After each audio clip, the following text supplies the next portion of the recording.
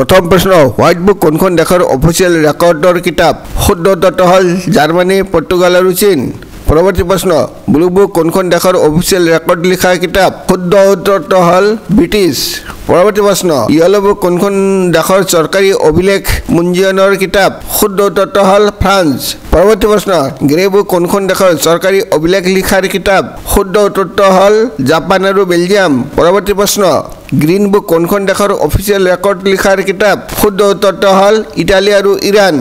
পৰৱৰ্তী প্ৰশ্ন orange book কোনখন দেশৰ চৰকাৰী অভিলেখ লিখাৰ কিতাপ শুদ্ধ উত্তৰটো হ'ল নেদাৰলেণ্ড পৰৱৰ্তী প্ৰশ্ন প্ৰথমবাৰৰ বাবে কোন চৰকাৰে শ্বেতপত্ৰ বা হোৱাইট পেপাৰ ব্যৱহাৰ কৰিছিল শুদ্ধ উত্তৰটো হ'ল ব্ৰিটিছ চৰকাৰে পৰৱৰ্তী প্ৰশ্ন ভাৰতীয় ৰেকৰ্ড বা অভিলেখ লিখা পুথিখনৰ নাম কি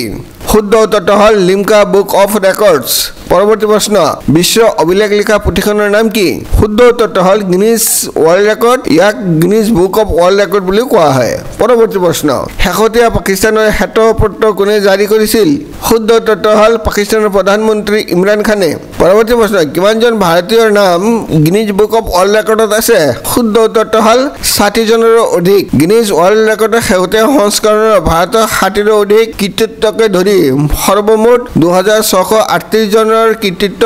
সন্নিৱিষ্ট কৰি ৰখা হৈছে পৰৱৰ্তী প্ৰশ্ন ভাৰতৰ লিমকা বুক অফ ৰেকৰ্ডছ কেতিয়া আৰম্ভ কৰা হৈছিল শুদ্ধ উত্তৰটো হ'ল লিমকা বুক অফ ৰেকৰ্ডছ প্ৰথম প্ৰকাশিত হৈছিল 1990 চনত ভিডিঅ'টো লাইক আৰু শ্বেয়াৰ কৰিবলৈ নাপাহৰিব ভিডিঅ'টো চোৱাৰ বাবে অশেষ ধন্যবাদ